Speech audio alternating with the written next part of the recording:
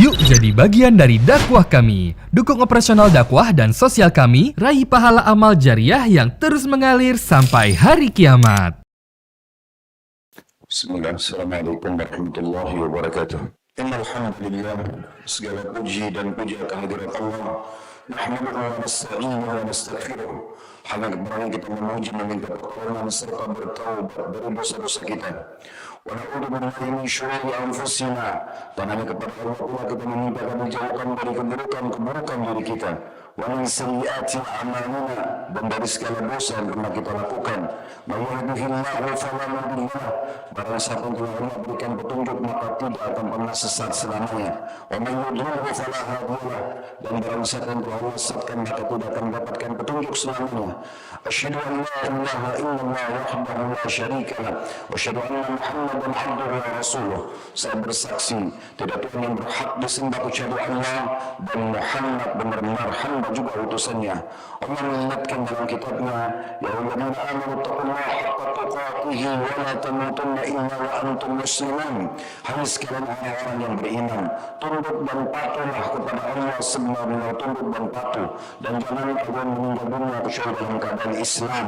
Di ayat yang lain Allah mengingatkan, ya ayyuhan nasu taqu rabbakum alladzi khalaqakum min nafsin wahidah wa khalaqa minha zawjaha wa bassa minhuma rijalan katsiran wa nisaa wattaqullaha alladzi tasaaluna bihi wal arham innallaha kana 'alaikum raqiba. Hai sekalian manusia, sekali lagi bertakwalah, hanya patuh dan tunduklah kepada Allah yang telah menciptakan kalian dari jiwa yang satu, yaitu Adam alaihissalam, dan menciptakan dari jiwa yang satu istrinya Hawa alaihissalam, dan telah banyak memberikan keturunan laki-laki juga perempuan dari keduanya. Sekali lagi bertakwalah kepada Allah dan jagalah hubungan silaturahim. Sesungguhnya Allah senantiasa mengawasi kalian. Di ayat yang ketiga Allah mengingatkan, ya ayyuhalladzina amanu taqullaha wa qulu qawlan sadida yuslih lakum a'malakum wa yaghfir lakum dhunubakum wa man yuti'illaha wa rasulahu faqad faza fawzan 'azima. Hai sekalian orang-orang yang beriman, sekali lagi patuh dan tunduklah kepada Allah, bertakwalah kepada Allah, dan jujurlah, ucapkan kalimat yang benar. Niscaya Dia akan memperbaiki amalan perbuatan kalian, mengampuni dosa-dosa kalian. Barang siapa yang mentaati Allah dan Rasulnya, sungguh dia telah mendapatkan kemenangan yang besar. Amma ba'd, fa inna asdaqal hadithi kitabullah. Kita tahu sebaik-baik rujukan umat Islam dalam segala lini kehidupan mereka, terutama ibadah, adalah kitabullah, Al-Quran. Wa khairu hadi Muhammadin sallallahu alaihi wa ala alihi wa sahbihi wa sallam. Dan sebaik-baik petunjuk selain Al-Quran adalah petunjuk Nabi besar Muhammad sallallahu alaihi wa ala alihi wa sahbihi wa sallam. Wa syarrul umuri muhdatsatuha, dan seburuk-buruk perbuatan, yaitu yang tidak punya landasan dari keduanya, Al-Quran dan Sunnah, terutama dalam ibadah. Fa inna kulla muhdatsatin bid'ah. Semua perbuatan ibadah yang tidak punya rujukan dari wahyu Al-Quran dan Sunnah dikenal dengan perbuatan baru dalam agama. Wa bid'atin dalalah, dan perbuatan baru akan membawa pelakunya pada kesesatan, wa inna dalalan finnar, dan kesesatan akan membawa pelakunya ke dalam api neraka. Saudaraku seiman rahimani rahimakumullah. Masih berlanjut serial iman yang rutin kami sampaikan di setiap kali jadwal khutbah Jumat kami, dan itu umumnya berpasang-pasangan. Kesempatan ini insya Allah kita akan membahas masalah sehat dan sakit. Berapa banyak di antara kaum muslimin yang tidak menyadari tentang dua nikmat ini. Kita membahasakan dua, nanti akan ada jabaran sendiri dalam khutbah Jumat. Namun kali ini kita akan membahas tentang sehat. Dan insya Allah kesempatan Jumat yang akan datang nanti di giliran kami kita akan membahas masalah sakit. Ulama sepakat mengatakan bahwasanya ada 5 hal yang darurat yang wajib setiap muslim memberikan perhatian khusus dan tidak boleh dia melalaikannya. Yang pertama adalah hifdzuddin, menjaga agamanya. Bagaimana seseorang punya kewajiban untuk terus mendalami, mempelajari, dan menjaga serta mempraktikkan semua isi syariat Allah subhanahu wa ta'ala. Karena memang itu pedoman hidupnya, dan ini hukumnya wajib, bukan sebuah pilihan. Allah subhanahu wa ta'ala berfirman, wa man yabtaghi ghairal islami dinan falan yuqbala min wa huwa fil akhirati minal khasirin. Siapa yang coba-coba pelajari atau memeluk atau menganut atau mempercayai selain agama Islam, maka tidak akan diterima darinya, dan dia di akhirat termasuk orang-orang yang rugi. Dan sekian banyak dalil yang sudah ulama susun dalam hifdzuddin ini. Yang kedua adalah hifdzun nafs, menjaga jiwa. Allah berfirman di dalam Al-Quran, وَلَا تَقْتُلُوا النَّفْسَ الَّتِي حَرَّمَ اللَّهُ إِلَّا بِالْحَقِّ. Dan janganlah pernah engkau membunuh diri atau jiwa yang telah diharamkan oleh Allah kecuali dengan cara yang benar. Dan juga Allah berfirman, وَمَنْ أَحْيَاهَا فَكَأَنَّمَا أَحْيَا النَّاسَ جَمِيعًا. Dan siapa yang menghidupkan satu jiwa, maka dia mendapatkan pahala seperti menghidupkan seluruh manusia atau seluruh jiwa. Yang ketiga, hifdzul aql, menjaga kestabilan akal, tidak membiarkan akal itu keluar dari normalnya. Umumnya biasanya orang narkotika atau khamar ini membuat akal itu keluar dari normalnya. Dan Allah menyebutkan dalam Al-Quran, ya ayyuhalladzina amanu innamal khamru wal maisiru wal ansabu wal azlamu rizqun min amali syaitani fajtanibuhu la'allakum tuflihun. Dalam surah Al-Maidah ayat 90, yang artinya sesungguhnya hai orang beriman, sungguhnya khamr itu, judi dan juga mengundi nasib, semuanya adalah najis dari perbuatan syaitan, maka jauhilah, semoga kalian termasuk orang-orang yang beruntung. Yang keempat, menjaga hifdzun nasl, menjaga jalur keturunan. Seseorang punya kewajiban untuk menjaga keturunannya. Tidak boleh seseorang itu sengaja menumpahkan spermanya pada tempat yang salah sehingga lahirlah anak-anak yang biasa dikenal dengan anak zina. Jadi wajib seseorang itu untuk menjadikan sperma dia, bibit manusianya ke tempat yang halal. Allah Subhanahu wa taala berfirman di dalam Al-Qur'an, wala taqrabuz zina innahu kana fahishatan wa sa'a sabila. Jangan pernah dekati zina itu karena dia adalah perbuatan keji dan seburuk-buruk jalan yang ditempuh. Yang kelima adalah hifdzul mal, menjaga harta yang sudah Allah amanahkan di pundak kita, sumbernya harus halal, keluar pun kepada tempat yang halal. Sebagaimana Allah berfirman, ya alladzina amanu la ta'kulu amwalakum bainakum bil batil, al-ayah. Hai orang beriman, jangan pernah kalian saling mengambil harta di antara kalian dengan cara yang batil. Sebenarnya ada rincian tersendiri tentang 5 hal daruriyat ini, namun kita tidak fokus membahasnya. Kita akan fokus membahas tentang masalah kesehatan. Sehat ini, saudaraku seiman, masuk dalam 2 hal. Sehat ini masuk dalam 2 hal, yaitu sehatnya ruh seseorang dan sehatnya jasad seseorang. Sebagian orang pada saat kita menyebutkan masalah kesehatan, fikiran mereka, di benak mereka hanya fokus kepada sehatnya badan saja. Namun ini keliru. Yang benar adalah masuk dalam kesehatan ruh dan juga jasad. Dan itu umumnya disepakati oleh ulama. Dari 5 hal tadi yang kita sebutkan daruriyat, hal-hal yang darurat diketahui dalam Islam, 2 kesehatan itu masuk dalam semuanya. Hifdzuddin, menjaga agama, itu adalah untuk kesehatan ruh seseorang. Karena dengan adanya agamanya, adanya imannya kepada Allah, dia terpandu. Dia tahu mana makanan, minuman, pakaian, pendapatan, pergaulan yang boleh dan tidak boleh. Dan dia yakin akan mendapatkan balasan pada saat dia patuh di akhirat nanti sana dengan mendapatkan surga, dan kalau dia melanggar dia akan dapat hukuman. Ini sebenarnya adalah bekal terbaik untuk ruh seseorang. Begitu juga dengan 4 hal yang tersisa, yaitu menjaga jiwa, menjaga akal, menjaga jalur keturunan, dan menjaga harta, sebenarnya berhubungan sekali dengan kesehatan jasad seseorang. Karena memang dengan menjaga kesehatan jasad, maka otomatis yang merupakan darurat yang kedua. Begitu juga dengan menjaga kesehatan akal, kesehatan jalur keturunan berhubungan sekali dengan jasad seseorang. Begitu juga dengan menjaga harta itu sendiri. Kalau ingin dirincikan tentu panjang sekali, karena ini bukan menjadi inti bahasan kita. Kita akan cukupkan sampai di sini, dan kita akan pindah kepada hal yang lebih penting daripada semua itu. Nabi SAW mengajarkan kepada kita bagaimana memberikan nutrisi sehat untuk ruh dan juga untuk jasad. Kalau ruh, satu-satunya nutrisi terbaiknya adalah ilmu syariat atau agama. Pada saat kita duduk mendengarkan khutbah seperti ini, hadir dalam majelis ilmu atau majelis para ulama, mendengarkan ilmu tersebut, coba merenunginya, menghafalnya dan mempraktikkan, sebenarnya kita sedang memberikan nutrisi terbaik untuk ruh kita. Dan memang ini nutrisi yang terbaik, karena kalau ruh seseorang itu sehat, dipastikan jasadnya bisa ikut sehat. Namun sebaliknya, banyak orang, dan ini kalau ruhnya sehat, apapun yang menerpah dari urusan dunia, ujian-ujian dunia akan membuat dia mudah sekali melaluinya. Berapa banyak orang yang ruhnya kuat, mungkin miskin secara harta, mungkin juga punya kekurangan secara pendidikan, jadi maksudnya pendidikan duniawi, tetapi karena ruhnya kuat, hubungannya dengan Allah Subhanahu wa taala, akidahnya kokoh, maka membuat jasadnya sangat mudah untuk melalui semua ujian. Dan berapa banyak orang yang jasadnya sehat, dia selalu peduli dia akan makan apa hari itu, minum apa pada hari itu yang terbaik menurut dia, namun dia lupa ruhnya. Begitu diterpa dengan angin ujian di dunia ini, maka dia akan goyah, dia akan mudah bunuh diri, dia akan mengambil langkah-langkah yang keliru. Oleh karena itu menggabungkan kedua kesehatan ini bagian daripada syariat Allah Subhanahu wa taala. Nabi SAW mengingatkan kepada kita tentunya banyak sekali hadis-hadis beliau agar seseorang peduli dengan kesehatan ruh dan juga jasadnya. Di antara hadis Nabi SAW, ni'matani maqbulun katsirun minan nas, as-sihhatu wal faragh, di dalam hadis Bukhari.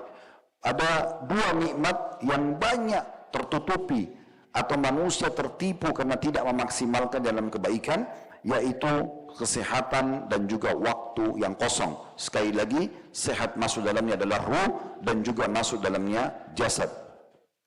Dan kita tahu, tadi sudah sempat saya singgung bahwasanya nutrisi yang terbaik bagi ruh adalah ilmu agama. Ini nutrisi terbaik. Kita kalau dengar khutbah seperti ini ataupun hadir dalam majelis ilmu, sebenarnya ruh kita sedang kita berikan nutrisi yang terbaik. Kalau jasad itu adalah makanan terbaik yang mungkin tiap hari kadang-kadang kita pikirkan makanan apa yang kita akan konsumsi di sarapan, makan siang ataupun makan malam, walaupun ada kaidahnya dia harus halalan thayyibah.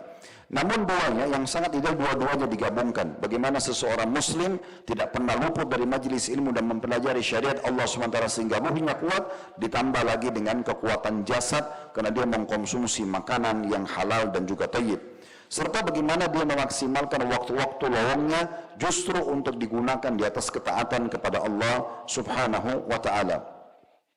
Disebutkan oleh Ibnu Qayyim rahimahullah dalam satu statement beliau, termasuk tanda syukur kepada Allah adalah seseorang hamba menggunakan nikmat tersebut, kesehatan dan waktu lowong di atas ibadah kepada Allah Subhanahu wa taala. Nabi SAW memerintahkan agar kita menjaga kesehatan ruh kita dan jasad ini sebelum waktunya terlambat, sebelum ruh itu sakit, kena penyakit kemunafikan, kena penyakit was-was keraguan-raguan terhadap Allah dan syariatnya, kena penyakit kekufuran sehingga murtad ataupun memang dia tetap bertahan dengan kekufurannya, ataupun dia sakit secara jasad sehingga dia sulit untuk melaksanakan ibadah yang merupakan tujuan utama dia diciptakan. Sebagaimana sabda Nabi SAW diriwayatkan oleh Al-Hakim dalam hadis yang sahih, iktanimu khamsan qabla khams, maksimalkan 5 hal sebelum datang 5 hal. Syababika qabla haramik, masa mudamu sebelum datang masa tuamu. Kemudian yang kedua dikatakan wasihhatika qabla saqamik, dan sehatmu sebelum sakitmu. Sekali lagi, sakit ruh juga masuk dalamnya dan sakit jasad juga masuk dalamnya. Jadi kalau seseorang dia membiarkan jasadnya sakit, sama sekali tidak pernah mau kenal syariat Allah Subhanahu wa taala, berarti dia melanggar darurat yang pertama, yaitu hifdzuddin, menjaga agamanya yang akan memberikan dia panduan di dunia dan keselamatan di akhirat. Sebagaimana juga dia harus menjaga nutrisi-nutrisi yang sehat untuk badannya. Nanti akan kita sebutkan di akhir khutbah ini tipsnya untuk menjaga kesehatan tersebut insyaallah. Maka dengan melakukan hal tersebut dia sudah memaksimalkan kesehatan dia sebelum dia sakit. Kemudian yang ketiga, waginaka qabla fakrik, dan masa kayahmu maksimalkan berinfak, bersedekah, melakukan hal-hal yang dihalalkan sehingga panen pahalanya di akhirat sebelum datang masa kefakiranmu.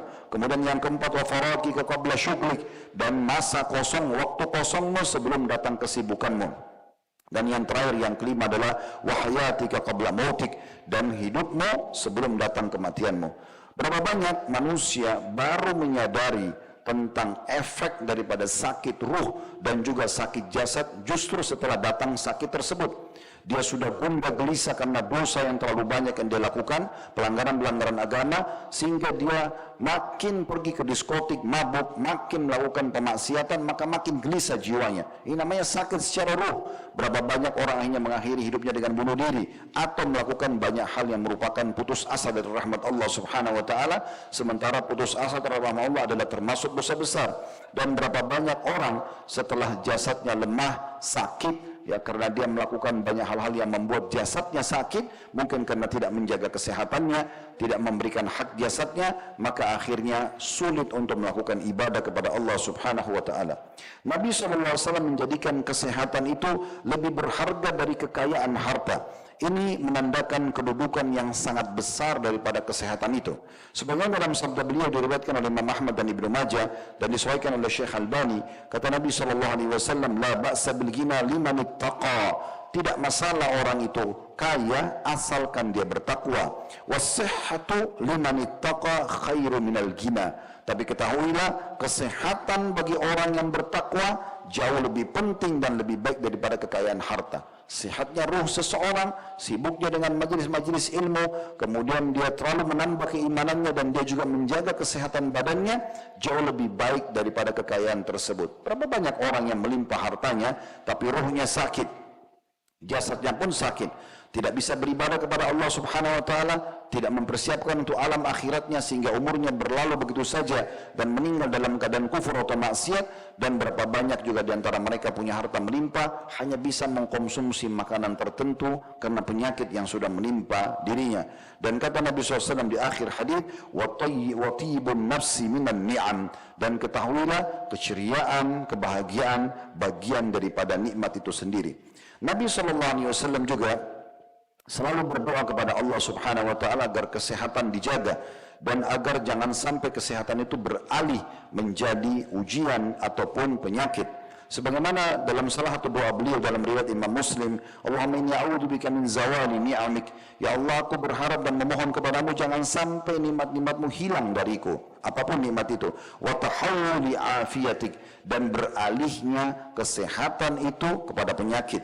Wa fujaati niqmatik, dan jangan sampai juga tiba-tiba datang hukumanmu. Wa jami'i sakhatik, dan semua kemurkahanmu.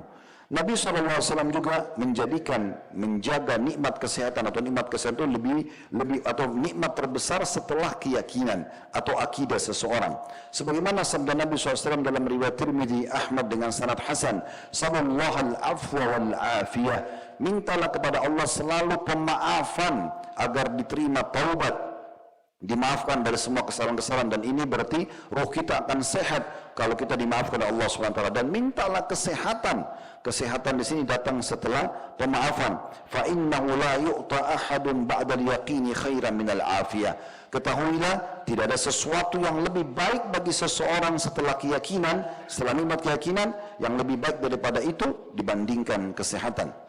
Nabi SAW juga menitik beratkan, dan ini tentunya perlu kita sisipkan sedikit masalah kaum salafus saleh, di mana mereka kalau melihat ada orang yang di masa tuanya terlihat menderita sekali, justru menjadi fakir setelah kekayaan, justru menjadi lumpuh setelah sehat, justru menjadi rabun setelah ini, dan itu banyak sekali hal-hal, maka mereka berkata satu sama yang lain, sungguh orang ini telah menyanyiakan masa mudanya dalam kemaksiatan kepada Allah. Bagaimana kita harus mendatangkan setelah keyakinan justru ketaatan kepada Allah Subhanahu wa taala. Ada banyak di antara ulama salaf kita temukan, bahkan ulama-ulama hidup di masa kita sekarang, di umur 80-90 tahun, mata mereka masih terang, fisik mereka masih kuat, dan pada saat ditanya oleh murid-muridnya apa rahasianya, mereka mengatakan, kami menjaga anggota tubuh kami dan kesehatan kami di atas ketaatan kepada Allah Subhanahu wa taala. Nabi SAW juga mengatakan bahwasanya orang kalau diberikan kesehatan dan dia bisa maksimalkan di atas ketaatan kepada Allah, maka seakan-akan dia sudah merebut semua nikmat dunia ini. Sebagaimana sabda beliau yang masyhur diriwayatkan oleh Ibnu Hibban dan disahihkan oleh beliau, man asbaha aminan fi sirbi, siapa yang tiba di pagi hari aman di negaranya, di wilayahnya, seperti kita alhamdulillah aman, tidak ada musuh, tidak ada penjajahan. Lalu dikatakan mu'afan fi jasadi, dan dia sehat di jasadnya. Indahu qutu yaumi, dia punya makanan hari itu, faka'annama hizat lahu dunya, maka seakan-akan dunia ini telah dia dapatkan seluruhnya. Begitu juga Nabi SAW menjadikan orang mukmin yang kuat secara ruh, kuat secara jasad, akidahnya kuat, ilmu agamanya kuat, imannya kuat, dan kuat juga secara fisik. Ini orang mukmin yang lebih dicintai oleh Allah Subhanahu wa taala. Dalam hadis riwayat Muslim yang masyhur, kata Nabi SAW, al-mu'minul qawi khairu wa ahabbu ila Allah minal mu'minid dhaif wa fi kullin khair. Orang mukmin yang kuat, maksudnya secara keimanan, secara akidah, ruhnya sangat kuat. Begitu juga kuat secara jasad, jauh lebih baik dan dicintai oleh Allah dari orang mukmin yang lemah, walaupun keduanya memiliki kebaikan.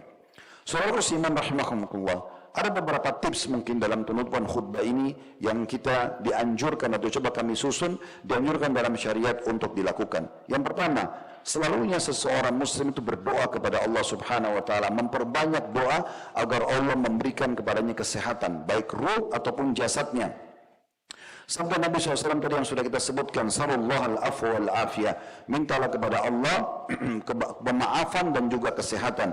Dan bagaimana kita tahu Nabi SAW menjadikan dalam zikir pagi dan petang, Allahumma afini fi jasadi, ya Allah, ya berikanlah keselamatan di jasadku. Allahumma afini fi sam'i, ya Allah berikan keselamatan di pendengaranku. Allahumma afini fi basari, berikan keselamatan di penglihatanku. Ya la ilaha illa anta, tidak ada Tuhan yang berhak disembah kecuali Engkau. Dan cukup banyak doa-doa yang serupa dengan ini, dan kita juga bisa menyampaikan dalam bahasa Indonesia agar Allah SWT mempertahankan apapun yang kita telah diberikan. Bahkan Nabi SAW berdoa mengatakan, Allah matti'na bi asma'ina, ya Allah buatlah kami selalu menikmati pendengaran kami, wa absarina, dan penglihatan kami.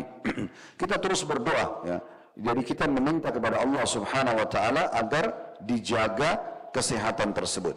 Kemudian yang kedua, untuk roh secara khusus, maka selalu menghadiri majelis ilmu, selalu melahirkan keyakinan bahwasanya menuntut ilmu agama, mempelajarinya, menekuninya, mempraktekannya adalah sebuah kewajiban.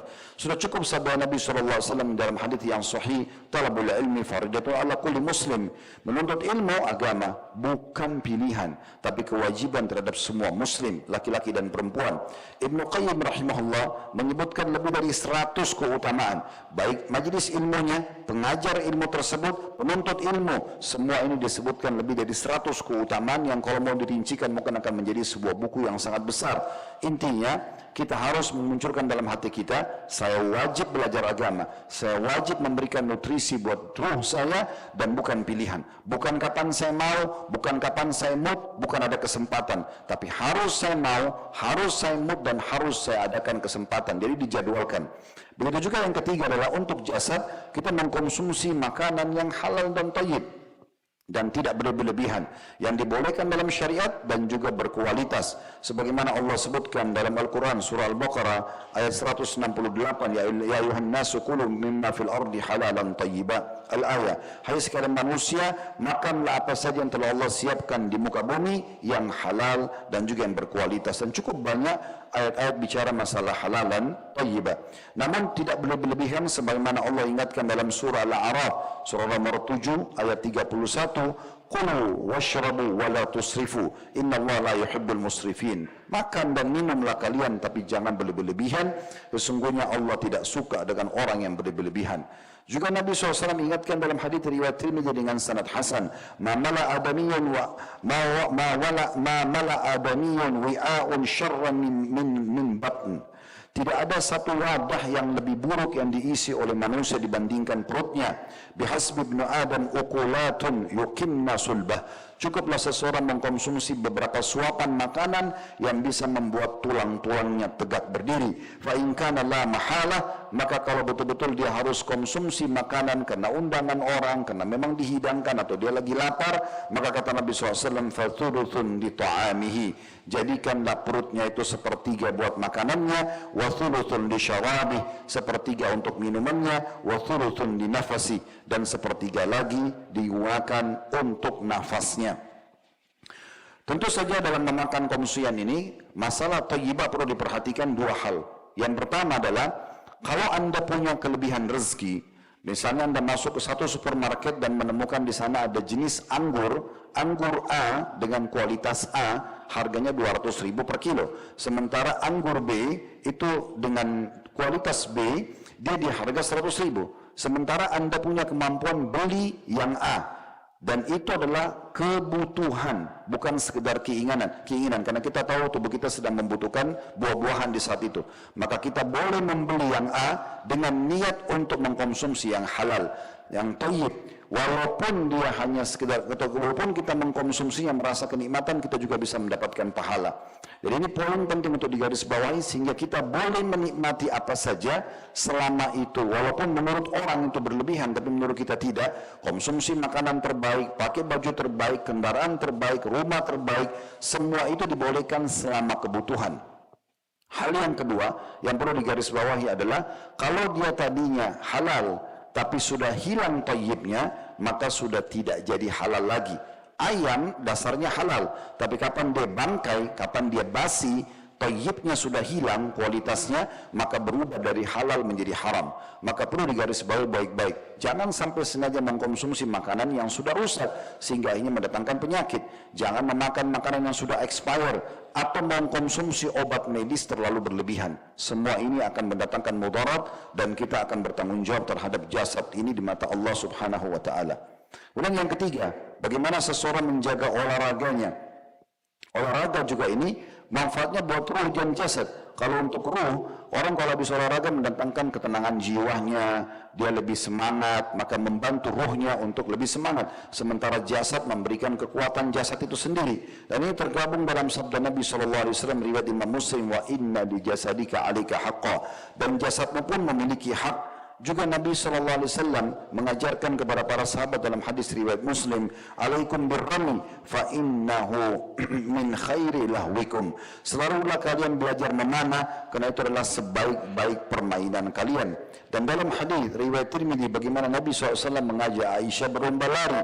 Semua ini untuk mengubah suasana, memperbaharui keceriaan ruh seseorang, dan juga memberikan hak jasadnya. Dan juga disebutkan oleh Allah Subhanahu wa taala dalam Al-Qur'an surah Al-Anfal surah nomor 8 ayat 60, wa iddu lahum mastata'tum min quwwatin wa min ribatil khair al-ayah. Dan persiapkanlah yang terbaik semampu kalian untuk menghadapi musuh-musuh Allah dari kekuatan fisik, kekuatan roh, dan juga bagaimana mempelajari keterampilan berkuda. Di sini Allah Subhanahu wa taala menyebutkan kekuatan sini bukan hanya jasad tapi roh juga. Makanya Umar bin Khattab pada saat mengutus pasukan, beliau mengatakan kepada para prajurit-prajuritnya, ingatlah pesan ini sangat penting. Beliau mengatakan begitu, bahwasanya musuh-musuh kalian lebih banyak secara kuantitas dan kualitas duniawi. Kuantitas jumlah pasukan lebih banyak, dan dalam sejarah jihad selalu saja pasukan musuh lebih banyak jumlahnya. Dan secara kualitas mereka lebih terlatih, mereka lebih lengkap peralatan-peralatan perangnya. Di masa kita sekarang kita lihat bagaimana Palestina dan Gaza dibombardir dengan begitu luar biasa dengan senjata yang mereka dengan sangat canggih. Memang sudah begitu. Lalu Umar mengatakan, namun mereka bermaksiat kepada Allah.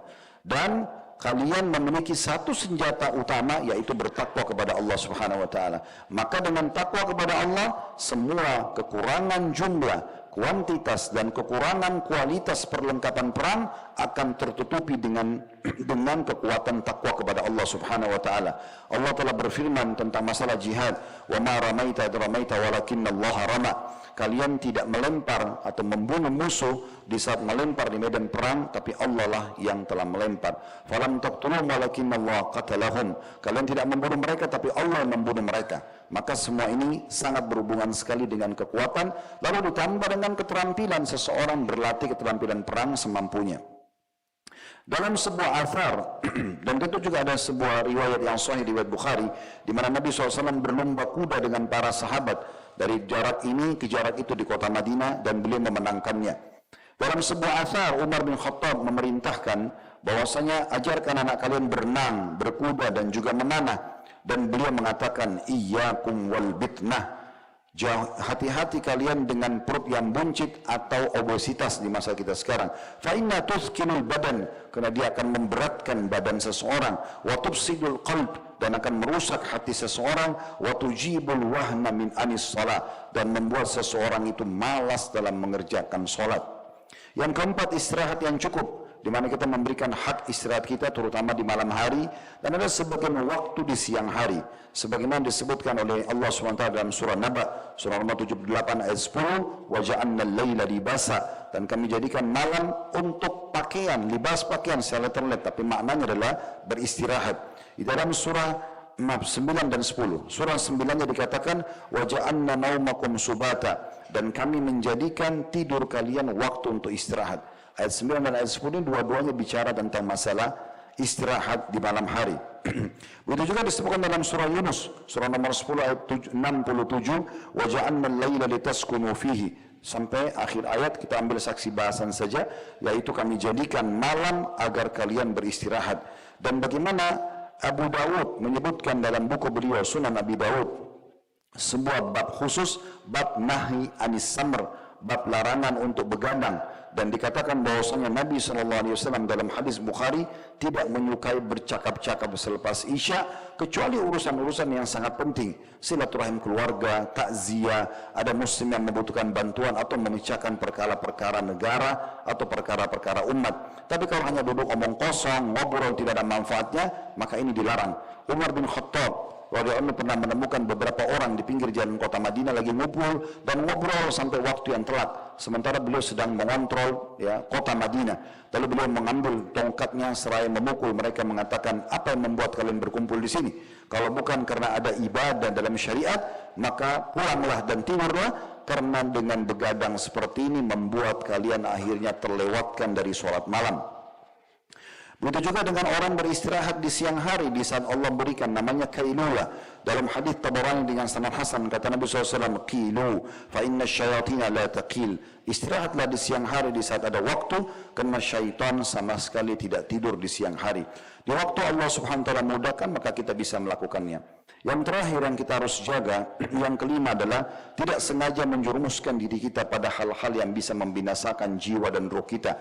Tidak sengaja bergaul dengan komunitas yang buruk, jauh dari keimanan. Tidak boleh kita sengaja duduk dengan mereka. Kita harus duduk dengan orang-orang yang kuat secara iman supaya kesehatan roh kita terjaga. Dan itu sesuai dengan sabda Nabi SAW, al-mar'u ala dini khalili, seseorang sesuai dengan agama komunitasnya atau lingkungannya. Falyandur ahadukum ila man yukhalil, kalian harus betul-betul jeli melihat siapa yang kalian jadikan sebagai komunitas kalian. Tidak boleh orang sengaja mengatakan, sudahlah saya tidak terpengaruh kok, ya, mereka itu teman-teman saya, mereka kerabat saya tidak terpengaruh, mungkin saya bisa mempengaruhi mereka. Ini semua kata-kata yang sebenarnya menjerumuskan dirinya sendiri pada masalah.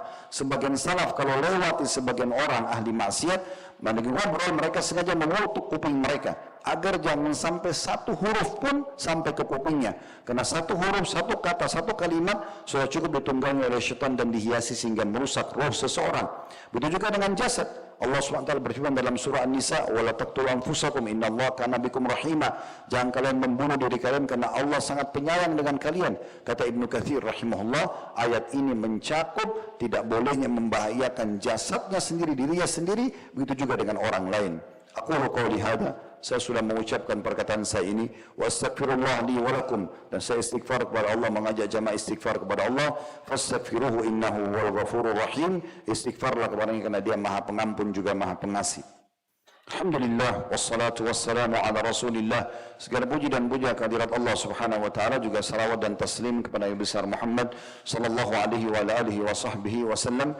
Kita tahu di hari Jumat ada waktu mustajab, di mana pada saat kita berdoa kepada Allah SWT akan diijabah.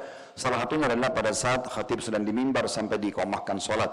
Dan juga ada hadis yang menjelaskan selepas asar sampai terbenam matahari, maka jangan kita sia-siakan waktu-waktu ini, kita berdoa kepada Allah SWT, semoga Allah ijabah. Alhamdulillahirabbil alamin. Kami memuji-Mu ya Allah sebagaimana layak Engkau dipuji sebagai pencipta. Kami memuji-Mu dengan pujian-pujian para malaikat-Mu, pujian pada Rasul dan utusan-Mu, serta juga pujian orang-orang saleh dari wali-wali-Mu. Dan puji-pujian yang Engkau ridha dengan puji-pujian tersebut, Engkau tambahkan sebagai tambahan amal saleh kami dan juga sebagai pembersih dosa-dosa kami. Dan kami mengucapkan salam hormat kami kepada utusan-Mu Nabi besar Muhammad sallallahu alaihi wa alihi wa sahbihi wasallam, sebagaimana Engkau telah perintahkan itu kepada kami.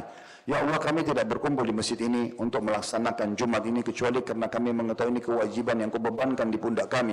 Maka terimalah ibadah ini sempurna pahala, juga begitu ibadah-ibadah yang sudah kami pernah kerjakan, yang sedang kami kerjakan, yang akan kami kerjakan sampai menjelang ajal datang nanti.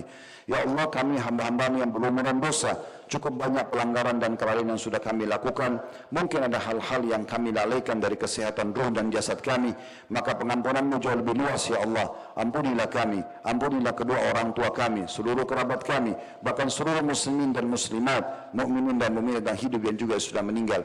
Ya Allah, sebagaimana Engkau lahirkan kami di negara kami Indonesia ini, maka jagalah ketetapannya, keamanannya, persatuannya, kesatuan dan kemerdekaannya. Berilah petunjuk para pimpin menjalankan tugas dan amanah dengan baik. Selalulah pandu mereka sehingga mereka selalu terjaga dari hal-hal yang melanggar agamamu, dan juga jadikan kami masyarakat yang selalu gotong royong dengan pemerintah kami, agar kami selalu menjaga nikmat besar persatuan, kesatuan, kemerdekaan, dan juga kemerdekaan kami ini. Ya Allah, saudara-saudara kami dimanapun yang sedang tertindas, di Palestina, di Sudan, dan dimanapun mereka berada, ikhlaskan niat mereka, terima para syuhada mereka, mulakan Islam di tangan mereka dan tangan kami semua, dan ikut sertakan kami bersama mereka di pahala, baik dengan doa, dengan harta, juga dengan jiwa kami.